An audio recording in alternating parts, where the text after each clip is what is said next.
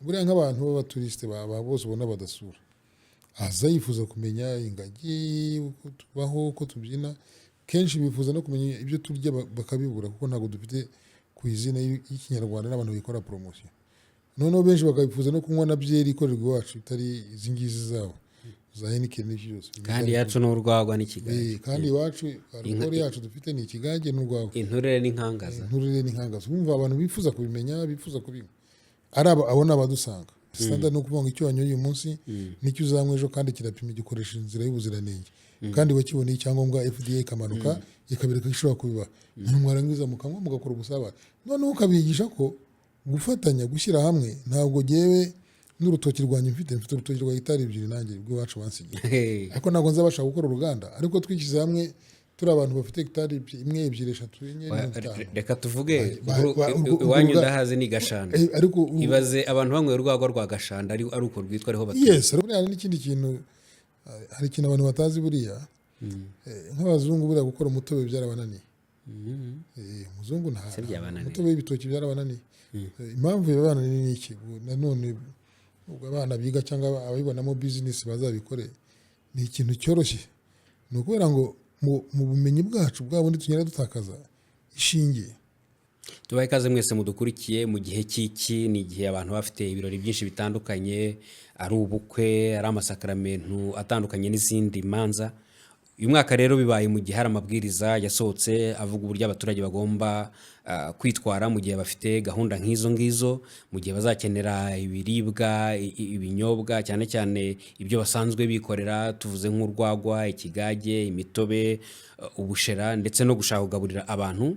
Basabwe yuko babimenyekanisha ku nzego z'ubuyobozi, nazo zigakurikirana kugira ngo hirindwe ko bishobora gutegurwa mu buryo butuje ubuziranenge bikaba byagira ingaruka ku buzima bw'abantu benshi, cyane ko no mu minsi ishize hari aho byagiye bigaragara ko biteza ikibazo. Ndi kumwe na Professor Egide Karuranga. Prof, tubahaye ikaze. Yakoze. Mu myaka myinshi umunyarwanda yagiye ashaka igisubizo cy'icyaka, niba ari ibyo kunywa, niba ari ibyo kurya, cyane cyane abantu bazi urwagwa, bazi ikigage, ko abantu babyiyengera imyaka myinshi. Ariko imyaka igenda ishira, hari impinduka zigenda ziba muri sosiyete, kugeza ubwo uyu munsi babwira umuntu ati genda ujye kubimenyekanisha ku nzego z'ubuyobozi. Izo mpinduka turazumva mu rwego ruri social rw'imibereho, ariko mu rwego rw'ubukungu we wazumva cyane. Mu rwego rw'ubukungu icyo twitegereza ni ukureba umuntu wese utanga akazi. Ntabwo ari unywa inzoga, kuko abanywa inzoga bo nta n'ubwo ndi umuntu w'umunywi cyane ku buryo nanakugije kuri sinzikunda, ariko kubera ko zitanga akazi, kubera ko zifite ibyo bintu byo guhuza abantu, kubera ko ari umuco, inzoga nyine tubana nazo ku isi yose. Icyo rero ari ibintu bibiri, ni ukureba niba wa muturage uzikeneye kugira ngo ahurwe n'abandi n'amafaranga n'enda make afite, niba afite amahitamo bari bafite ubu ngubu abenshi ni ukuziyengera kugira ngo zize zigura make.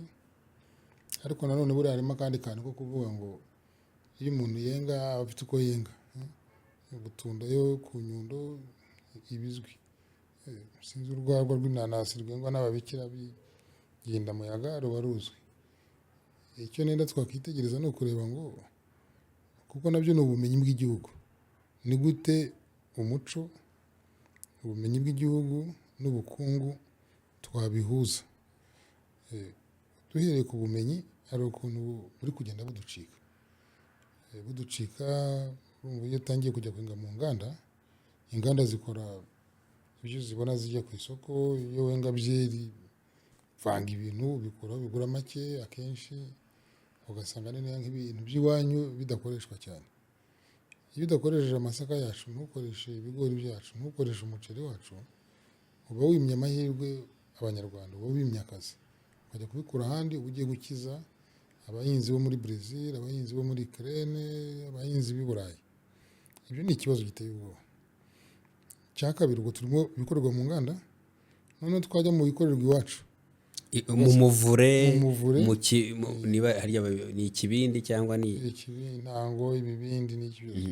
Ugasanga ubwo bumenyi bwose twari dufite ntabwo twabashije kubumoderniza, kubushyiramo tekinoloji kugira ngo tubukomeze, kuko nibwo buduha akazi, nibwo buduhuza n'ibintu byacu. ubutunda yacu, urwagwa rwacu, ikigage cyacu, ubushera bwacu. Ahantu nenda twatinze gato cyangwa byateye ikibazo nuko tutabashije kubigira moderne ngo tubishyire. Umuntu avuga ati ndenga butunda ndayipfundikira gute, ndayenga gute, ndakoresha amazi apimye, ndakoresha gutara. Niba nataraga mu muvure, n'ubundi umuvure ni igiti, kuki ntakibaje neza, kuki ntakoze igicuba cyiza mbasha gupfundikira ku buryo umwuka utinjiramo, kuki ibyo bintu biri kuducika.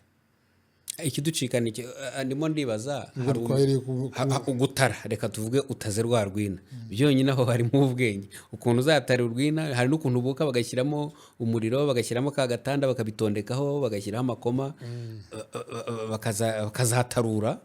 ubwabyo ntacyo byari bitwaye kuko Njye ndimo ndavuga ubwo bumenyi.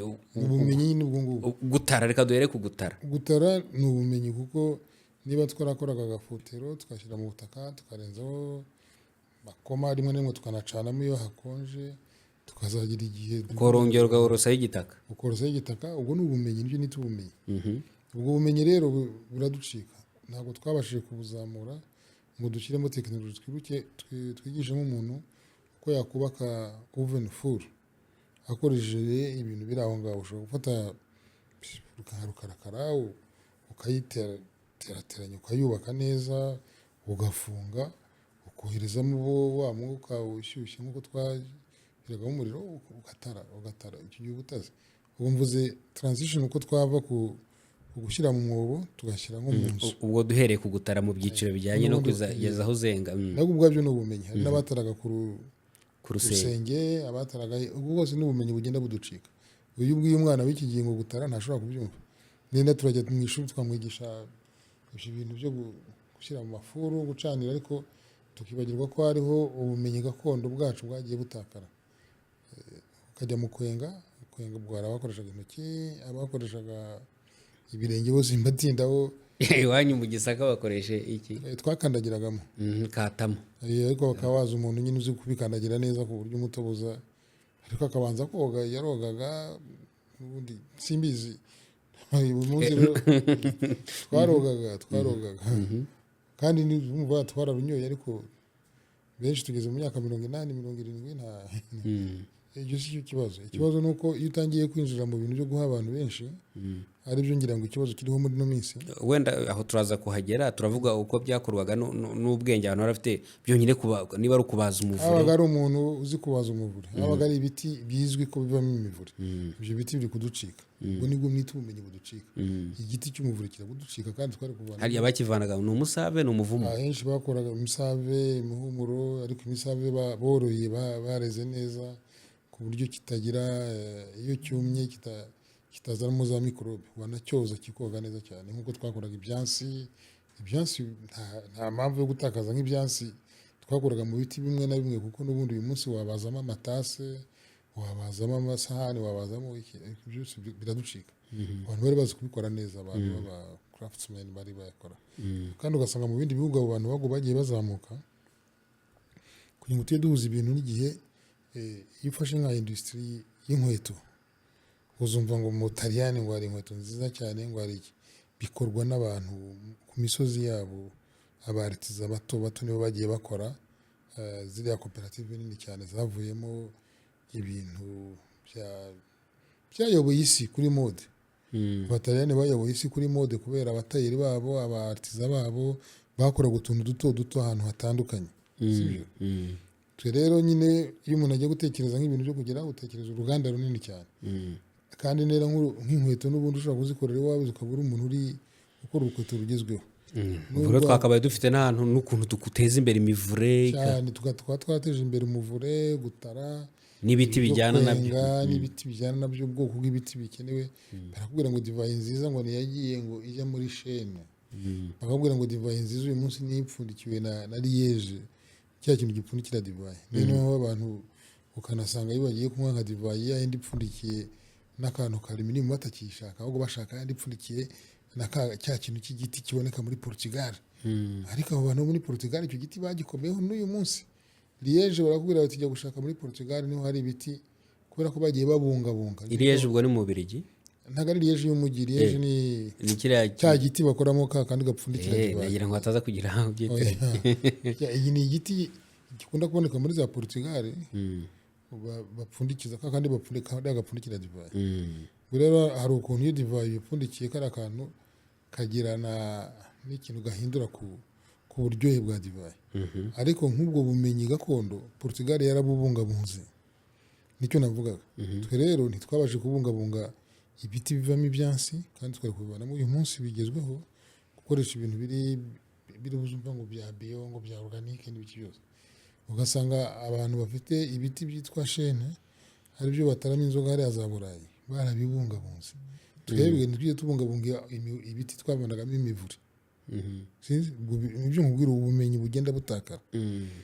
Noneho ubugeni n'ubuhanga bwo kubikora nabwo, ibyo byo kwenga, gutara. Urumva gutara, iyo tuza kuba twarafashe nk'umuvure wacu tukareba uko abandi bakora shene bagashyiramo divayi ikabigurishwa isi yose, twagombye kuba tubasha gukora urwagwa natwe dutara mu giti cyacu ku buryo rugurishwa bikaruha n'umwimerere.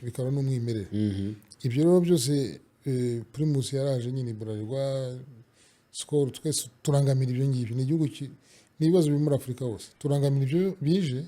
Ibyacu bya kera twari tuzi ntitwabyongeramo tekinoloji, ntitwabyongeramo tekinike aho hari yigeze kugira ngo tubikomeze. Bidutwara rero ku kindi kibazo cyo kuvuga ngo iyo ugiye muri nko mu bihugu nk'Ubusuwisi cyangwa muri Amerika, ibyo muri Amerika nibyo nabayemo cyane kurusha ibyo Abasuwisi n'ibindi, usanga muri Amerika dufite abantu hafi 9,000, 10,000 bengera iwabo byeri zabo, uzumva ngo za microbreweries cyangwa microbrasserie. Muri Canada ni kimwe. Umuntu akabikorera iwe mu rugo? Ntabwo ari iwe mu rugo, ariko muri village uragenda ugasanga umuntu yifitiye, hari urwengero rwe, hari urwina rw'umudugudu, ukaba uzi ngo inzoga y'ahangaha irazwi.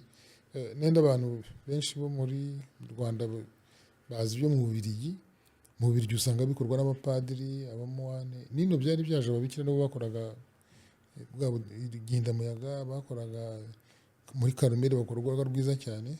Nizo initiative twagombye kuba dushyigikiye kugira ngo tugere ibintu byacu bitaducika. So kwenga ntabwo twabashije kubivugurura, biraducika. Ibiti dukoresha ni byaba mu mata, byaba mu nzoga, biraducitse. Ugasanga n'uwo dusigaye tujya gushaka ibintu. Sinzi niba uzi icyo bita urubetezi, urwo niba benze umutobe yabo umwikamere cyangwa se umutobe muri rusange, ngo agashyiramo urubetezi. Icyo nacyo nicyo kibazo, ukabona inzoga yo kwa runaka. Kimwe mu bibazo nyine dufite muri no minsi ni ibyo bintu kubetera. Ubu babisimbuje iki se? Imisemburo ibi tugura muri, abafata n'iby'imigati n'imisemburo n'imisemburo nyine yo mu bucuruzi. Umuntu iwe mu rugo se akabikora ibyo cyangwa barundamo, babishyiramo ubu ngubu, kuko iyo umaze kubona umutobe, ibyo ntabwo ari teritwari yanjye yashima, ariko ngewe imyaka mfite narenze, narataze no mu rugo. N'ubu ngubu ndabikora, n'ubu mu rugo njya nenga rwose. Uratara cyane ibitoki cyane. Ubwo uzajya rero ubwo mu rugo, ariko kapana rwo gucuruza ushobora kubikora rwose. Nk'abantu b'inshuti, abantu tuziranye barabizi, ndenga umutobe byose, nkabaha urwagwa ndarwenga. Ariko iyo urebye mu bantu b'inshuti zawe utaraha n'inyenyeri nyine gusa, uzaze ngo uyu mutobe inzoga itazakuriye. Ariko urumva, ubwo tugarutse ku misemburo nyine uko bayikora n'urubetezi, umusemburo ubwo ni ku bigage no ku nzoga ni kimwe. Principe ku nzoga ariko barabetera. Umusemburo ni fermentation, ni ukuvuga ngo kugira ngo umutobe uwo ari wo wose uvemo alcohol, ugomba akantu kawusunika, kawuzamura, gatuma tugota vuba. Ubwo nashaka kubaza niyo misemburo. Umunyarwanda wituriye hehe uburyo yamenye kubetera agakora umusemburo? Nyine nagira ngo twahire kuri bwa bumenyi bugenda butakara. Iyo ufashe amasaka yawe, haraba ubwo rero mu Gisaka bakoreshaga amasaka, twari twarakarangaga, ariko ipingi y'izanduga banayashyiragamo ko yakabaye, n'ubundi fermentation ni ikintu gushyushya, no guhuza ayo masaka n'imisemburo yayo n'umutobe ku buryo bishyuha, byamara gushyuha bikabyara alcohol. Ubwo ndabyoroshya cyane. Uzatumire, nzakurangira abantu babyize muri za shimo, uzabatumire. Yego yego. Ariko umusemburo, uburyo bwo gukora umusemburo, kubera gutakaza ingasire yacu, urukarango rwacu, hanga inzoga kuko kanaka ngirengetse irakaranze ubu babisimbuza ibisembo bya patamaya uzabibona bafata n'iby'imigati bakarundamo kuko nabyo ari imisembo ariko nyine akenshi yagenewe n'imigati ariko itaragenewe n'urwagwa ugasanga nanone kubera gutakaza ubwo bumenyi n'ubwenge n'iki twari dufite gakondo abantu bagafata ikihuta umusemburo patamazi gurangaye ni 500 simbizi bakarundamo simbizi babigeze ibiciro bakarundamo ibyo bintu bapfa kurundamo bive n'ubundi bikora izindi nganda ni ibintu wenda byagenewe nk'imigati nabyo bashyiramo ya fermentation ikaba ugasanga baranyuye ubwo rero batangiye kwiroga niho rero nk'ayo mabwiriza ya leta avuga ngo ni mubireke cyangwa se mubikore ku buryo buzwi bikurinda iki bikurinda ko ushobora kwanduza abantu benshi kuko hari ikindi kibazo mu nganda buriya tugira ibintu bya traceability niba rumvise biriya bya vache folle wize kumva carmo disease zira ndwara zose nkuru zabaye ku isi izituruka ku nkoko izituruka ku iki bo uko bakora baba bazi ngo byavuye mu mudugudu w'aha n'aha n'aya nka bakayishaka bakayibona byaba ngombwa na cya kiraro cyose bakagitwika igihe havutse ikibazo rero iyo utangiye kujya gufata bya bisembura isanzwe ukavanga mu bigage y'imigati ukayishyira mu nzoga ubundi ukagabura mu bukwe nta n'uzamenye iyo byavuye kuko nta traceability so rero bikaba bitangiye kuba ikibazo cya santé publique ikibazo cy'ubuzima bw'abaturage iyo bibaye ikibazo cy'ubuzima bw'abaturage rero niho leta yinjiramo ikavuga ariko bino bintu muri kubikora nabi ariko ikibazo nanone iyo uvuze nk'ibintu bari kubikora nabi wagombye kubereka no kubigisha uko babikora neza cyane cyane ko byubaka n'igihugu bitanga akazi buriya nk'abantu b'abaturisite bose ubona badasura aza yifuza kumenya ingagi uko tubaho uko tubyina kenshi bifuza no kumenya ibyo turya bakabibura kuko ntabwo dufite ku izina y'ikinyarwanda n'abantu bikora poromosiyo noneho benshi bakabifuza no kunywa na byeri ikorerwa iwacu itari izi ngizi zabo za Heineken n'ibyo byose kandi yacu n'urwagwa n'ikigage kandi iwacu alcohol yacu dufite ni ikigage n'urwagwa inturire n'inkangaza umva abantu bifuza kubimenya bifuza kubinywa ari abo n'abadusanga icyo ni kimwe hari ubwacu gukora ibintu byacu bikoresheje ibintu by'iwacu n'ubumenyi bw'iwacu ku mafaranga make atuma umuntu wakoreye amafaranga 2,000 by'umubyizi we abasha gufata nka 20-30% akayanywamo icupa ariko ubwo bifashe 20% y'ibihumbi 2,000 kuko aba agomba no kurya no kuryama no kwiyuhagira ubu usigaranye amafaranga 200-300 ni gute twakora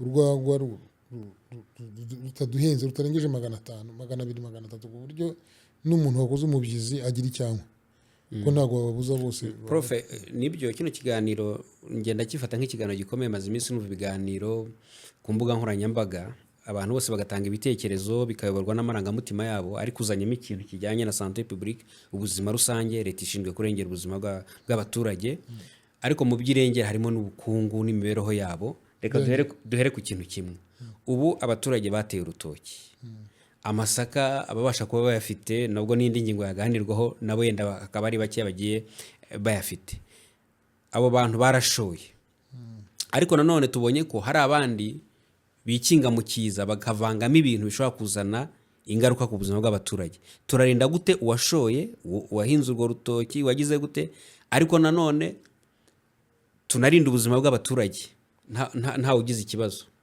ibyo rero leta menya mu Rwanda buriya nuko nyine ngo abantu batatembereye cyangwa se byende abanyarwanda ngo bavuze ngo wambaye ikirezi ntamenya ko kera niba ari igihugu kandi gibe isi ndi mu bantu bayigenze kuko nabaye mu bihugu nka 52 nemberamo nkoramo ngira gute ni kimwe mu bihugu bifite amabwiriza regulation ubona ifite RDB intuza ya mbere abaturage bagomba kumva nuko kugira ngo ukore ibintu byo kujya guhereza rubanda ubutangiye kujya ubutangiye gukora company ubutangiye kugira entreprise barakubwira bati ubwo ugiye gucuruza urwo rwagwa n'ikigage ubushera n'umutobe so icyambere tugomba kwibutsa nuko dufite RDB ibikora neza yandika amakampani amasaha 24 bagenda ukavuga uti genzenge ikigage ntawe ukubuza ariko ugomba kubanza kwimenyekanisha ukafite iyo tin number bafite liste y'ibintu byinshi birimo byo kwenga kugira gute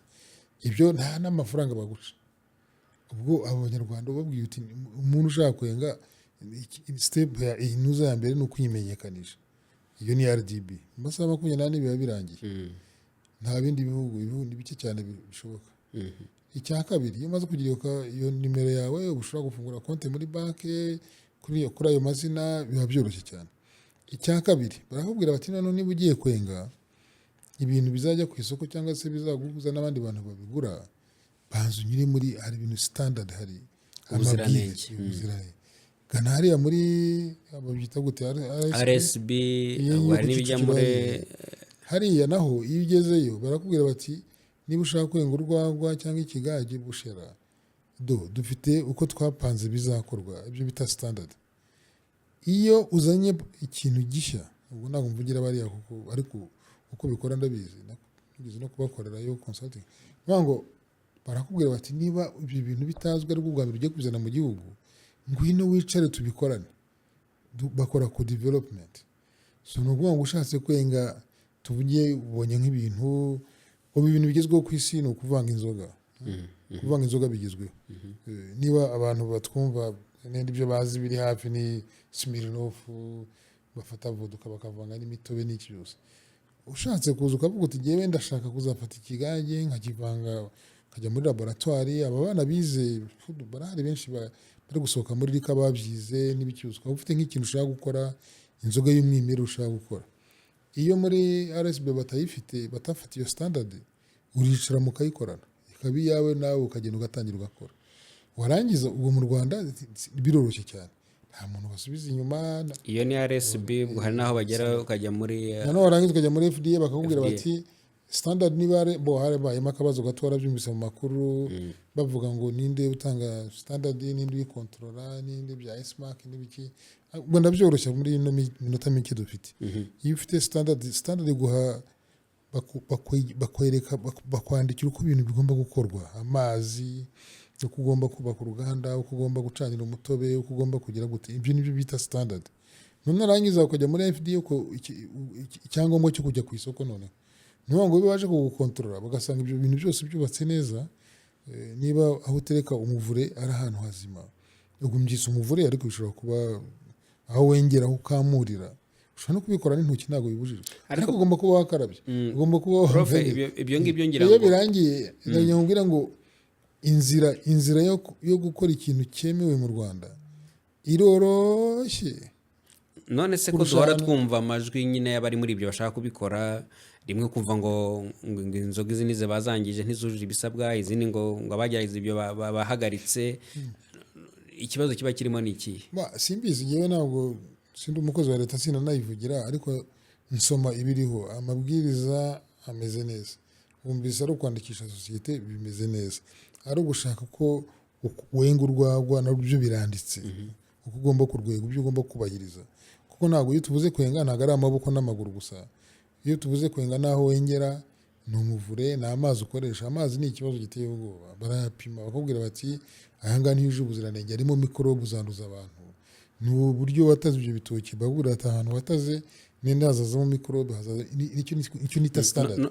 Izo rero kuzubahiriza nibyo bigora abantu. Umuntu agakeka ko kubera ko bitigeze bibaho, kubera ko ari bishya, akavuga ati nda birabujijwe cyangwa bakugoye iki, ko niba baguye ngo bakuru kutariya ufungiye hariya umuyaga ntiwinjiremo, cyangwa se nujya kwinjiramo ubanze. Prof, byakorwa gute ku buryo byaba byegereye abaturage bigahuzwa na cya kindi se ubumenyi bw'abaturage? Kuko iyo dutekereje uruganda abantu bumva nyine ibintu birimo amashini ateye ubwoba, ibintu bikomeye. Noneho nk'umuntu wari usanzwe avuga ati mfite ubukwe bw'umwana wanjye, mfite urundi rubanza nzashigisha, nzenga se urwagwa cyangwa umutobe, uyu munsi ukaba umubwira ibyo ngibyo, yabyumva ate? Tugeze ni cya kibazo cyo mu Rwanda dukunda kugira cya implementation. Uzumva abantu bose ngo gushyira mu bikorwa biragora cyangwa biratinda. Iyo ushyizeho RSB ugashyiraho FDA na RDB ubwayo, RDB nifuza ko yakageze ku musozi wacu ikaza imaze gukora nk'amakampani 20. Nifuza ko ntuza RSB yagera ku murenge ikigisha abantu ko umuntu wese ugiye kwenga dore uko benga, dore uko kubera impamvu z'ubuzima bw'abaturage, impamvu mpuzamahanga, impamvu z'iki, dore uko ugomba kubikora. Twagomye kumanuka tukajya muri implementation ku murenge. Naho iyo rero ugeze ku murenge uti byagenda gutera uburyo bwinshi bwo kubikora. Ibihugu bindi byabivuyemo gute? Ibihugu bindi birebye nka tugaruke ku byo abantu nenda abantu bo mu mujyi banywa divayi, abasirimu bazinywa n'indi batazi uko bikorwa. Buriya muri divayi ujya ubona ngo Bordeaux, sibyo, ukabona ngo Shiraz, ukabona simbizi Syrah, ukabona iki. Biriya bintu icya mbere muri divayi ni ubwoko bw'inuza bwa raisin bwa grapes bakoresheje, imizabibu niyo ya mbere itanga ubwoko bwa divayi ugiye kwenga. Icya kabiri, imizabibu yera ahantu hatandukanye. So hari iyo mu Bufaransa ushobora guhinga tuvuge nka Chardonnay, ni ubwoko bw'umuzabibu, uzumva nk'inzoga yitwa Chardonnay ishamikiye ku muzabibu witwa Chardonnay. Ariko ushobora guhingwa mu Bufaransa, ugahingwa muri Australia, ugahingwa uzumva witwa Syrah, uzumva witwa Shiraz. Ariko abo bantu bose babikora kugira ngo bazagere ku isoko mpuzamahanga. Iyo ari abantu bo mu Bufaransa cyangwa abantu bo muri Australia cyangwa Nouvelle-Zélande cyangwa Argentine, ibihugu cyangwa California, basigaye bakora amadivayi meza cyane, bishyira hamwe bakavuga bati twebwe dufite ubwoko bw'umuzabibu bwitwa Syrah, reka tubishyire hano tuvuge ko dufite ubwoko bw'ibitoki bwitwa Indaya cyangwa Kayinja, bira bitanga inzoga nziza. Hari n'ibyo twatakaje byitwa bya gisukari, byagiye biducika muri bwa bwenge n'ubumenyi buducika gusa tukabutakaza. Fata ko uwo muzabibu witwa Chardonnay, tugiye muri Australia, abantu bahinga Chardonnay muri Australia bishyira hamwe bakenga buri muntu iwe muri ferme ye. Noneho barangiza bakagira abo bita abanegosiya. Abanegosiya ni abantu baza bakavuga bati okay, tuzabacururiza runo rwagwa, ubwo tugaruke kuri Butunda, jyewe ngiye ku Nyundo mfasha abantu nka 4 cyangwa 5 benga Butunda bafite intoki zigaragara, mbahaye standard RSB, ubwo turi muri RSB yuko bayenga. Ndangije ndayiteranije kubera ko Butunda ni ibitoki byabo by'abagoyi byera mu butaka bumwe, ninshyira control ku mazi no ku misemburo tuzabyara Butunda imwe. So ikintu kitunanira muri Afrika icya mbere ni standardization. Standardization ni ikibazo giteye ubwoba iwacu. Buri muntu aba ari muri mu artiste. Ni nka kuriya tubyina, ubundi buri muntu iyo baje kubyina buri muntu arabyina nyine ibihugu bye. Ni ngo standardization ni igira isoko. Ku buryo Butunda banyoye uyu munsi, iyo uzanywa ejo, n'iyo uzanywa umwaka utaha izaba ari yayindi. Sinzi niba twumvikana aho ngaho. Ariko kugira ngo ugere kuri iyo nzira ni ukuba wagiye wakoze control kuri bya bintu byose. Ariho RSB gufasha gukontorora amazi, gukontorora bya bintu byose ushyiramo kugira ngo uzabugere. Noneho rero bigeze aho ngaho, ba bantu bato nibo babyara ya brand ya marque. Niho uzumva nk'amadivayi menshi yanditseho, nujya kuyimuza usanga bajyaga bakunda gukoresha ngo O na C, ngo ni appellation d'origine contrôlée kuzo mu Bufaransa, ni certified origin. So twagombye gufasha abantu benga Butunda cyangwa urwagwa rwo mu Gisaka simbizi cyangwa inturire kuvanga ubuki n'urwagwa, ariko tukaba standard bagendera ku buryo ubunyoye umunsi ari byo uzanywesha, ku buryo aho bikoreye haba hagaragara. Na ukambwira uti umuntu muto azabigenza gute? Ubwo reka nguhe urugero, umuntu umuhinzi runaka witwa Kagabo afite urutoki runaka, undi afite amasaka, atuye mu mudugudu cyangwa se mu murenge runaka. Ese abo bahinzi b'urutoki, abo bahinzi wenda tuvuge b'amasaka, niba hari ababishoboye n'ibindi bishobora kuvamo ibyo binyobwa, babigenza bute? Se byanyura mu makoperative kugira ngo bagira uvuze ijambo ryiza n'amakoperative, kuko hebwo nakurangije ibyo abanegosiya ni abantu baza bakavuga bati mwebwe abantu bo muri Bordeaux ni akarere ko mu Bufaransa, nimuhinge imizabibu ni twe tuzabafasha kuyiterateranya na leta idufashe, no dukora inzoga yitwa Bordeaux, sibyo? Iyo divayi urayibona hano ku isoko. Biba byanyuze mu bantu bato bahinga bakenga, bagahinga bagasarura bakenga, ariko bakabafasha standard. Ijambo standard ni garuke standardization, ubwo ngo Bordeaux niba muri Gironde hariya abantu 50 bafite imirima y'imizabibu 50 bafite uko benga, bumvikanye uko benga, uko batara n'iminsi bimara, ku buryo Bordeaux yivu champagne ni kimwe, cognac ni kimwe. Ibi byose tumwe tutazi niyo biva cyangwa bamwe reka tubizane ku Rwanda n'ikigage. Tubizanye rero ku kigage rero. N'urwagwa. Ufashe hari ubwoko bw'amasaka. Umutoberega. Hari ubwoko bw'amasaka. Sibyo? Hari ubwoko bw'amasaka, hari amazi ukoresha, hari ya misemburo uzashyiramo, hari uburyo uzayitara n'uburyo uzagira. Ibyo byose bigomba kuba standard ya RSB, sibyo? Nawe umuntu ku giti cye rero ku musozi tuwabikora gute? Waruzanye ijambo ryiza ry'amakoperative. Buriya abantu hirya yabo ayo banegosiya, hari ahandi bafite amakoperative manini cyane, nayahinga akagira brand yayo, akagira izina ryayo, akaridefanda, bose icyo gihe bazana umusaruro ahantu hamwe bakawuteretera hamwe, ariko bikagaruka kuri standard. standard imwe ku buryo Bordeaux y'uyu munsi cyangwa champagne y'uyu munsi cyangwa nk'abahinzi b'umuceri iyo uzanywe ejo n'ejo bundi ni imwe. nk'abahinzi b'umuceri ajya gutya akagemura umuceri kuri koperative Bakawutonora, ariko bakazamuha uwo kurya. nta kibazo. ubwo urwagwa n'ikigage hari aho wagemura nawe bakaguha ibyo kwinywera. ni ibi tugomba kwigiraho. ni ukuvuga ngo umuntu aje iwacu ni Ruyema simbizi hari insina nyinshi cyane ariko abantu b'iwacu buri muntu ashaka kwenga akantu ke k'umwihariko kwe. menya igihe kigeze kugira ngo tubumvishe ko kugira ngo bagire urwengero rwemewe n'amategeko urwengero rw'umudugudu rugomba kuba umwe. nawe ashobora kuruzana bakahenga bakaba aribo bacuruza nk'uko ku muceri baza bakawushyiramo bakawutonora bakagira uwo bagomba kujyana mu rugo ubundi koperative ikawugurisha ikaza gusubiza amafaranga. nuko urwarwa byagombye kuba kimwe. twagombye gufata imisozi 3 imidugudu 2 ikavuga iti mwe mufite ibitoki tukanabigisha yuko buriya nk'ibitoki ubu ngubu nanone n'ubwenge twatakaje bya by'ubumenyi tugenda dutakaza. hari ibitoki tuzi bizana inzoga, hari ibiryoshya inzoga, hari ibitoki uvanga n'ibindi ukagira bugera ariko ayo maforomire yose tugenda kimeza nyine. n'abasaza baba bazi kurwenga akubwira ati nyine ariko ni kimeza ariko ubwo bwenge bwa kimeza ubushyize hamwe wanabereka uko bazamura. buriya nanone ishimi ntabwo ari ibintu byanjye ariko twese twarayize. iyo upima tuvuge ikintu cya mbere upima mu nzoga ni umutobe niwo utangiriraho. umutobe ugira ibyo twita brix. brix ni ntuza y'isukari iri mu mutobe. hari ibitoki rero usanga bifite brix nziza kurusha ibindi. ibyo rero abaturage nk'ubu barakubwira bati fiya 25 urazizi ziriya na 17 kimwe n'iy'imineke 17 25 n'iy'inzoga. muri fiya 25 usanga nka brix tuvugize kuri 20 kandi kugira ngo uzagire urwagwa ruryoshye neza ugomba kugira nka brix izamutseho gato 21 uyizamura gute se? hari uburyo bubiri ushobora kuyizamura wongeramo isukari ari nabyo bitangiye gutera ikibazo cy'ubuzima cyangwa se ukayizamura wongeramo indaya n'ubundi butoki butoya buriya buzamura isukari bufite isukari nyinshi cyane bugatuma n'ibitoki nenda iyo wenga bidatema bitagira gute. ubwo n'ubumenyi tugenda dutakaza. so nk'umuntu akaza rero hari abazibona batereka ariko ubwo busina ni bubi cyane. niba standard rero nuko yubakwa barakubwira bati niba twubatse standard y'umutobe mwiza tuzavanamo urwagwa rwiza. abantu bakoze ubushakashatsi nubwo ari kimeza mbyite gutyo ariko basanga ushaka kuvangamo indaya kayinja isukari y'ibivanze ibiro 5 byabyo cyangwa ibitoki 3 na bingahe bya fiya 25 uko yitanga binini ariko tukavanga n'ibyo tukavana umutobe ufite brix nziza.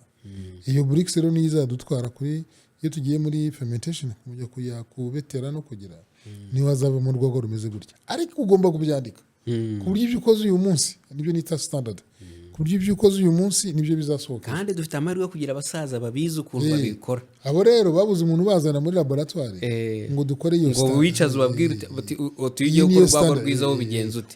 ushobora no kujya muri RSB rwose bakagufasha ngo baravuga ati urwagwa rwo kwa runaka naho navukiye rwose urwagwa ko twarutakarese.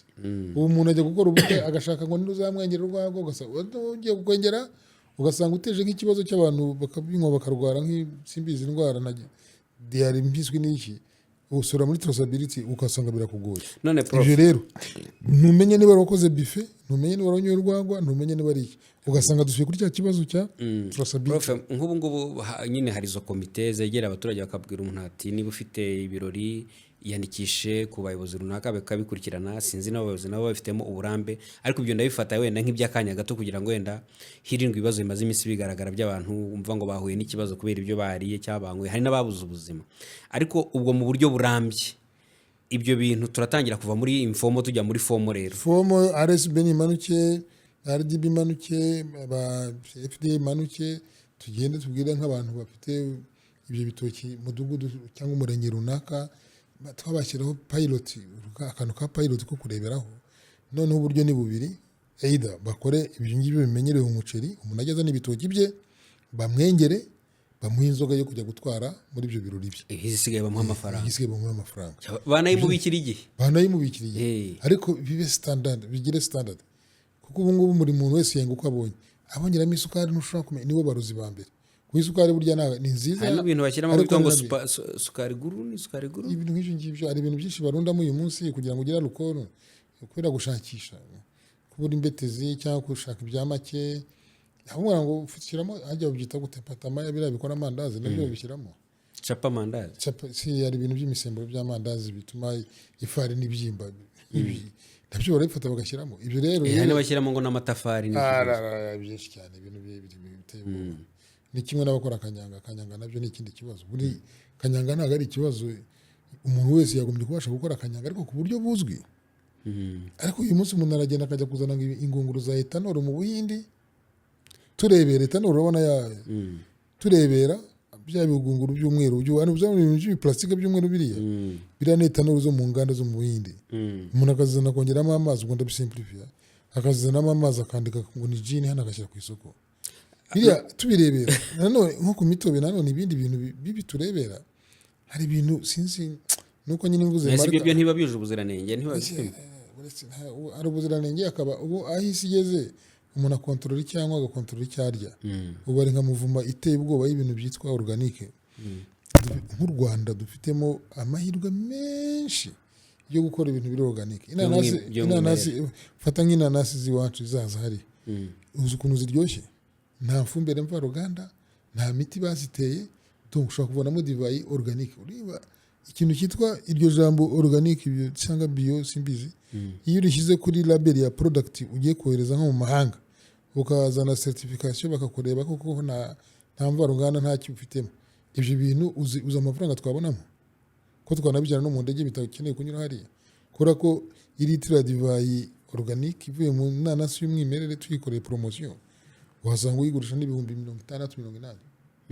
Urumva amahirwe ubu tuvuye ku byo twe dukeneye ku makwe kuri za evenema zacu tugeze ku masoko mpuzamahanga. Amasoko mpuzamahanga arashaka ibintu biri organique bitagiye ifumbire mvaruganda. Turacyafite amahirwe yo kutaragira ibintu by'imvaruganda byinshi mu mbuto zacu. Urutoki rw'iwacu nta fumbire mvaruganda bashyiramo. Nuvuga ngo umutobe wacu ni organique. None se prof. Ariko kwigisha abantu kuvanamo kanyangiro organique. None se prof, hari umuturage umaze imyaka abona se na sekuru benga urwagwa bashigisha ikigage, benga umutobe, ubushera se. Uyu munsi umuntu akumva aramubwiye bati rero uyu munsi bizagenda bitya. Uko urimo bisobanura hakabaye havamo inyungu. Ariko nanone guhindura uwo muntu umaze iyo myaka yitwara atyo uyu munsi ukaba ubona uti ntabwo bikimeze nka kera, abantu wenda basigaye bitwikira ijoro bagakora ibyo kera batakoraga bakaba bakangiza ibyo bintu. Wowe turamusobanura gute, turamufasha gute? Ibyo ngibyo ugenda no muri territoire yanjye ya innovation. Ngo muri innovation twigisha ko hari ibintu bitanu tugomba kwitegereza kugira ngo igitekerezo gishya cyangwa se product nshya cyangwa uburyo bwo gukora ibintu bushya bwinjire bucengere mu baturage. Icya mbere ni uko tugomba gukora hari ibintu twita the relative advantage mu Kinyarwanda. Ntabwo hari abantu bajya bakubwira mu biganiro byawe ngo bajye bavuga mu Kinyarwanda. Nyine uvuga ntabwo turabasha kwigisha university mu Kinyarwanda n'ibyo bitugora. Uvuga ngo ikintu ugiye guha umuntu gishya uburyo bushya agiye gukoresha buruta ubwo burusha inyungu ubwo yarasanzwe akora.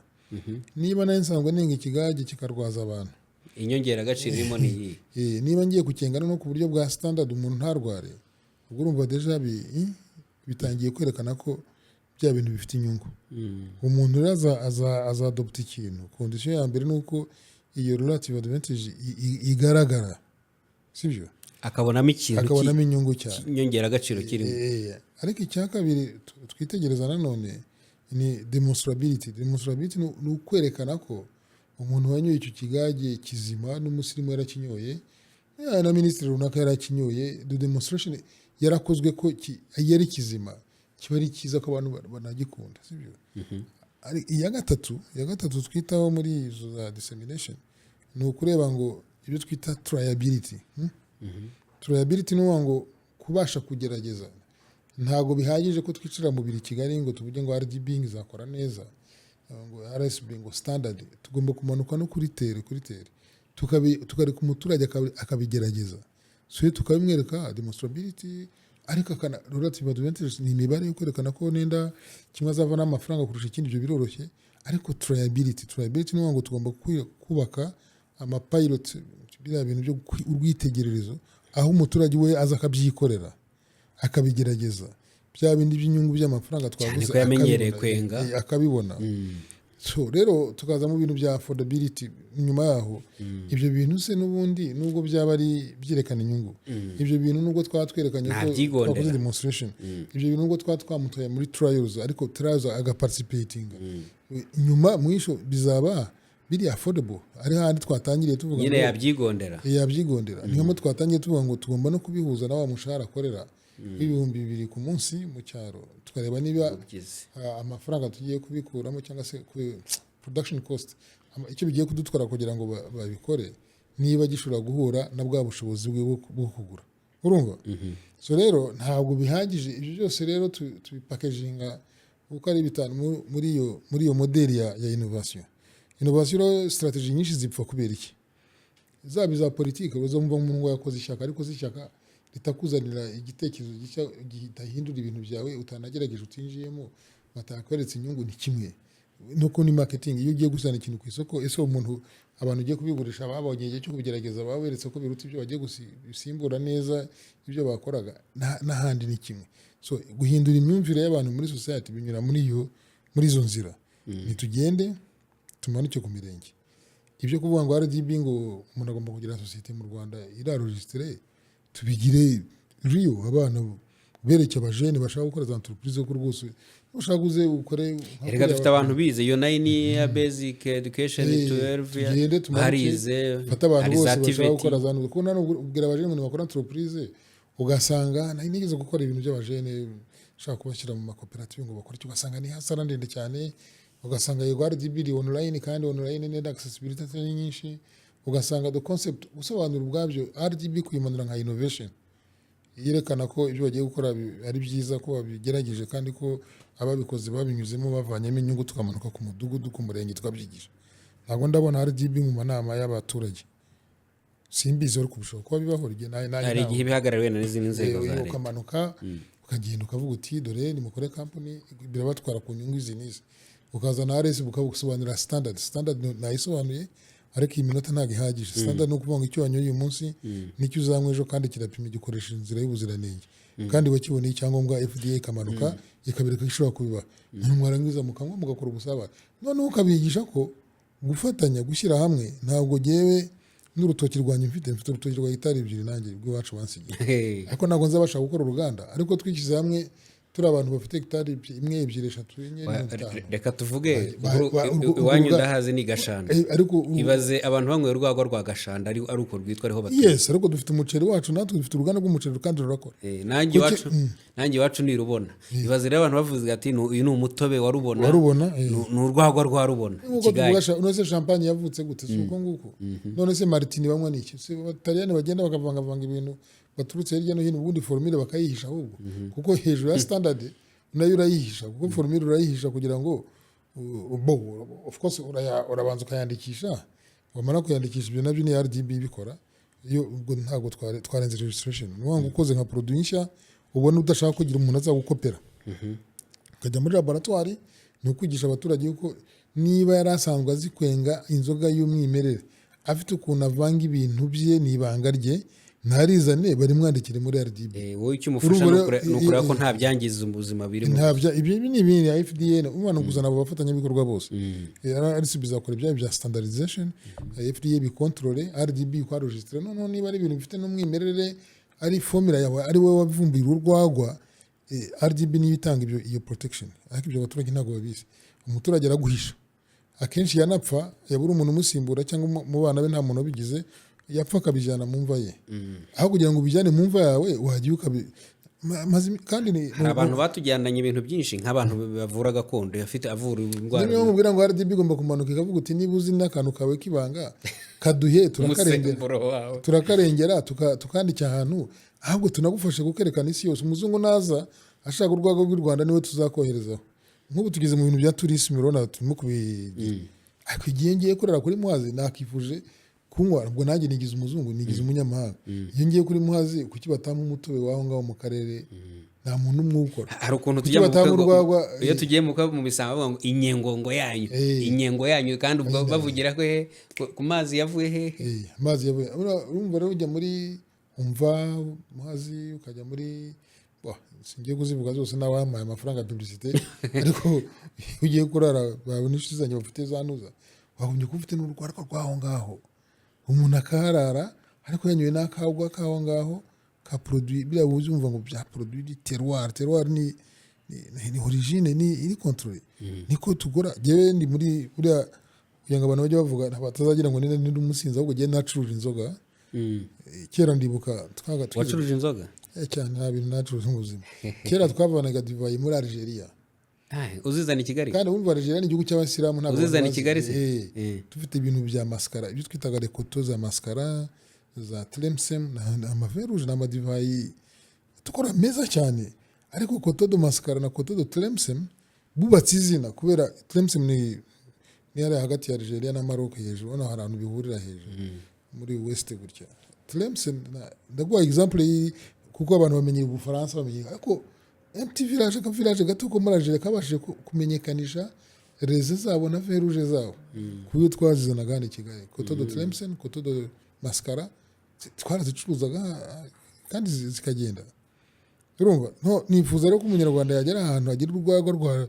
ruyema cyangwa rwa rubona butunda igasohoka ku buryo n'umuntu muri Thailand ayinywa n'umuntu uvuye muri Japan yaje no akareka zirazasa oya waba ugiye no gusura mwene wanyu muri ibyo bihugu by'amahanga kamushyira akantu nk'ubu ntiwayisura umuntu i Burayi ngo umushyire ngo urwagwa cyo naho za Canadian ngiye namaze imyaka myinshi cyane nabo bafite ibintu byabo hari inzoga nyinshi bavana mu mbuto hari izo bavana muri mu bintu bavanga by'amasukari ugasanga wagaha n'umuntu gafunze neza akavuga ati aka ni akayoga kana kari kero ko muri Canada muri Korea baraye muri Korea duswe birahari wishema no kuvuga ngo urwo rwaka rw'u Rwanda perezida zaho mugenzi we ruriye minisitiri azajyemo ubuse wazimanira umuntu urwagwa rw'u Rwanda nta standard dufite bitengetse neza ariko bararushaka nureze ubu ngubu ko bazimanira abantu urusenda abantu se ko bazimanira Nyirangarama ubu ibintu muri diplomasi abantu bahererekanya za Nyirangarama hano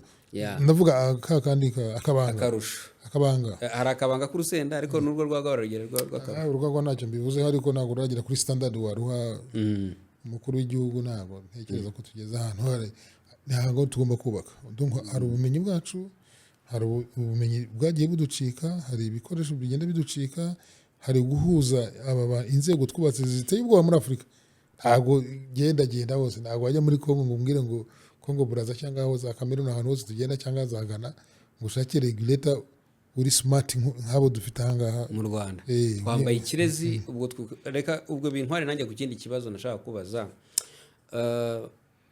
kenshi na kenshi ibyo babona nk'ikibazo hari n'igihe biba birimo amahirwe uyu munsi urumva n'umwarimu wa strategy twe dufata ko ikibazo cyose ari opportunity nyine reka nkikwereke nk'ubu ahantu hose urajya ahantu hose urwagwa ikigage batubujije kwenga baravuga ngo tubanze tubimenyesha abayobozi guteka ibiryo bizagaburirwa abantu benshi tubanze tubibwirwe ariko nagira ngo numve ukuntu wowe ushobora kubibona nk'amahirwe amahirwe ateye ubwoba kuko njyewe n'umwarimu njyewe ubuzima bwanjye n'ibyo gucuruza n'ikindi ibyo nakoze igihe kirekire ni amashuri imyaka namazemo n'imyaka namaze nigisha iyo ndeba ibintu biri hanze aha ngaha by'abantu babuze akazi fata abantu nigeze gukoresha akantu ko kuvuga nenda twashaka kuzana masters hano n'aba university y'Ababiligi noneho nkoresha ibintu byo kuvuga ngo reka binyura muri RGB mbaza abana barangije baccalaureate muri agriculture bashaka gukomeza ibyo bintu byo muri iyo filiere yo twashaka gukora masters muri horticulture n'ibyo bya food production ngiye kubona mbona kandi nta matangazo menshi mbona birakubisaje abana 450 ndavuga ndabarebye ngira ubwoba ndavuga abantu umuntu abagira gute ibyo zinzana ikindi kigo nagiye gukoramo bashaka ngo umushoferi ngiye kubona mbona haje abantu nk'abantu 10 basaba akazi so ibyo byo gusaba akazi n'ubushomeri nabyo turabifite uwakubeshya n'uwabyirengagiza none reka tubihuze n'ibyo ngibyo urabona akazi waba uhaye abana barangije bya food bya crop production mu Rwanda uko bangana badafite akazi ubabwiye uti ndashaka kubagira abantu bari certified brewers for example iyo training bakayikora no imirenge yose ikaba ifite umuntu nibura umwe ajya dufite imirenge ngaye mu Rwanda imirenge 116 116 reka tuvuge ko 300 muri yo ifite urutoki sibyo gusa abana 300 duhaye akazi kuri buri murenge kandi izo koperative zabahemba koperative y'iwacu y'umuceri mbigusubiriremo urawujyana nabyo urabizi bakawuprosesinga bakaguha umuceri muke wo kurya n'iwacu nk'uko kuriya bakoze koperative bubakiye akaganda gato ka micro brasserie nko mu Bufaransa iyo hageze ubona ngo brasserie no mu Bubiligi nayo ngaba muwane ngabaki ahubwo ufasha abana 300 mu bashomeri dufite abana 300 ukabatraininga gukora ako kazi ko kushira ibi bigajya amasaka amazi no gupima niki ukabashyiraho uruganda bakajya bazana ibitoki byo nk'uko bizana ku muceri sibavana mu rwego rw'ubuzima se ruzwi yova niyo rujya umva atari ibintu byoroshye of course bazavuga ngo ibintu byose buriya muri commentaires ziwe bazavuga ngo kuvuga ngo biroroshye ngo gukora nta kibazo ariko tuvuga ibintu nta kibazo ariko ibi bintu tuba tuvuga ni byiza ariko umuturage nk'uko n'abayobozi bacu bakunda kubivuga rero gata abaturage n'abana beza uyu munsi we arabibona bisa n'ibimugoye kubera ko afite ibyo birori yagiye gukora bakamubwira atara amabwiriza naya ariko urundi ruhande yanabyumva kubera yuko abantu 50 baje wawe bakarwara ikintu kigora abantu mu Rwanda baje wawe bakarwara nabwo cyari ikibazo rero ni ikintu tugomba kwisegura kigora abantu mu Rwanda ni ukubabwira ngo ibibera hasi ibyo ntabwo babikunda benshi babigiramo na complex none reka tumano cyane dufite umuceri uri successful modeli y'umuceri amakoperative y'umuceri atonora akagira agatunganya ntituzana amakoperative tubene na koperative z'urwego batare kuri standard benge kuri standard bavanemo product uyu munsi neje kumva ari yayindi duhe akazi babana bacu magana ngahe dushobora gushyira mu mirenge yose bakajya nibura bacunga ibyo bintu abashomeri aba engineer agronome cyangwa se bahaye ako kantu ka skill upgrade uburyo bwo dufasha abagronome tuzafata n'aba management dufate n'aba finance dufate n'abaki ni ecosystem ushobora guhindura uyu munsi wayihindura igatanga akazi nko ku bantu 2,000 b'abashomeri bagenda mu mirenge yose badufasha gushyiraho izo nganda badufasha gushyiraho inuzo ibindi bazabwira ngo amafaranga buriya amafaranga abantu baba yibitseho batabizi ariko prof muri ibyo biganiro haravuga bati ariko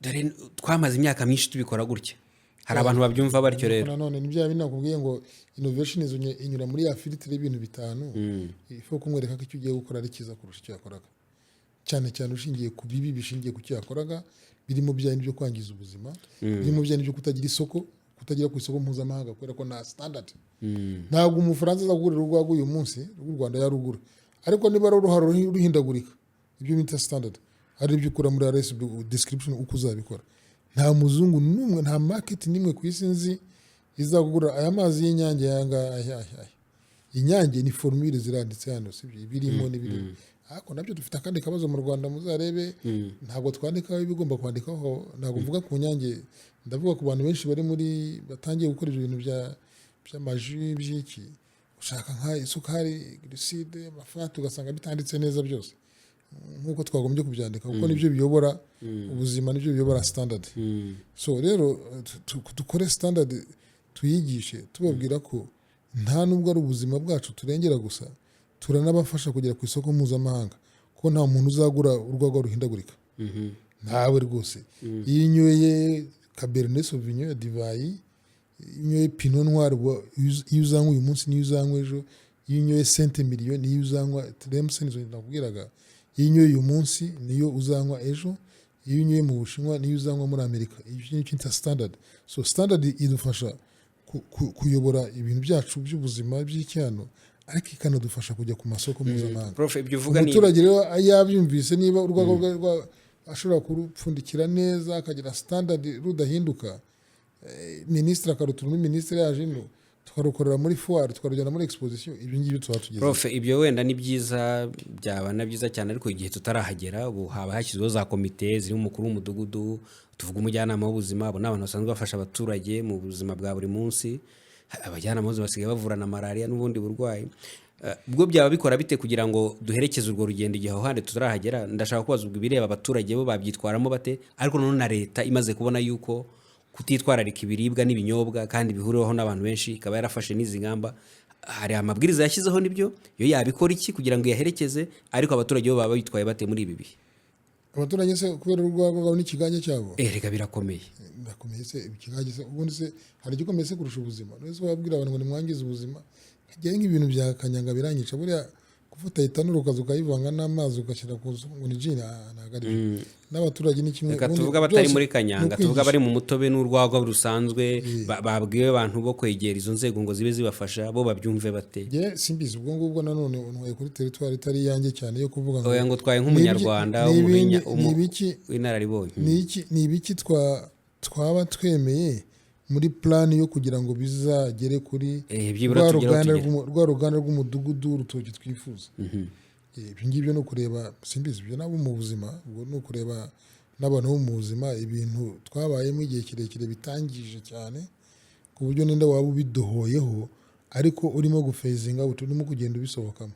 Ni ibiki twadohoraho tubisohokamo ariko muri plani izwi kuko none ubihagaritse ubu baradohoye kuko barambwira ati mudugudu mujyana mu buzima baze barebye buri byo urimo ukoresha banabandike. Ubwo ni intangiriro ya standard. Niba bakubwira bati amazi ntabwo yavomye ntabwo atetse par exemple agatetse ntabwo wakontorora ibi nenda wapfundikiye nabi wagize gute hari ibintu biri basic no kwirinda kugira ibindi wongeramo bya bindi bavugaga cyacye bya bindi bashyiramo byo kugira ngo hari ababishyiramo kugira ngo batubure kuko urumva ibintu by'ibisemburo iyo ufashe umutobe ukawongeramo amazi menshi warangiza ugahinduramo imisemburo ubyara ikindi kintu utazi aho niho standard zigomba kudufasha.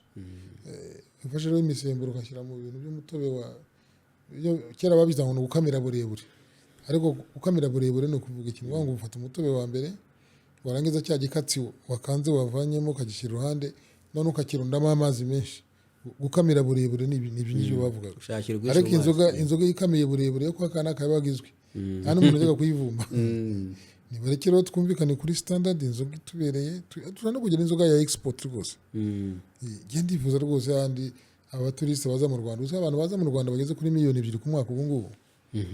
Abantu muri saa aguza agacupa kamwe nta miliyoni ndavuga mu wayene bose ko bazagura inzoga ariko dushobora kubonamo nka 20% bifuza kunywa inzoga gusogongera inzoga y'iwacu uko bayisogongera niko bazayikunda nibayikunda nuko bazayitwara ariko bazayikunda ariko ari standard. Aho ni kubireba abaturage niyo komite barimo abaturage ni hasi niho bitangirira ubwo ubumenyi ubwubaka ku mudugudu wo hasi. Ugiye gukora ubukwe nibashaka umwenzi umuzima cyangwa niyo batwahama mu mivura ariko bareba ubwatsi buriya n'ikindi kintu hari ikintu abantu batazi buriya nk'abazungu buriya gukora umutobe byarabananiye. Umuzungu nta umutobe w'ibitoki byarabananiye. Impamvu yabananiye ni iki nanone ubwo abana biga cyangwa ababibonamo business bazabikore ni ikintu cyoroshye ni ukubera ngo mu bumenyi bwacu bwa bundi tunyera dutakaza ishinge urarizi buri ibitoki byengesheje ishinge kenshi nta nubwo bitema gutema sinzi niba uzi ibyo ari byo gutema ndabizi kutabasha kubona nk'igikoma ishinge ntabwo ritemesha of course hari ibindi bintu ibitoki uburyo byahiye bitahiye gururu bitahiye iki ariko ishinge ndashaka kubwira ngo umutobe uvuye mu ishinge nta tende ugira. Itende uraribona ibindi bisigara ari nayo mpamvu ubona mu ruganda mu ma press ibyo bita press yaba hydraulique yaba bapressa iri cold yaba ishyushye byarabananiye gukora umutobe w'ibitoki. Abazungu ntabyo muri Amerika hose Burayi ntabihari bafata ikintu kimeze nk'igitsima kimeze nk'ikivuge bakavuga ngo ni jus de banane ntabwo ariyo kubera iyo concept ishinge rero rimera hano mu Rwanda. Ishinge kugira ngo habuze umuntu usubira muri laboratoire ngo avuge ati okay niba abaturage baryengeshaga n'intoki rigatandukanya neza itende n'umutobe ubwo ndabyoroshye cyane.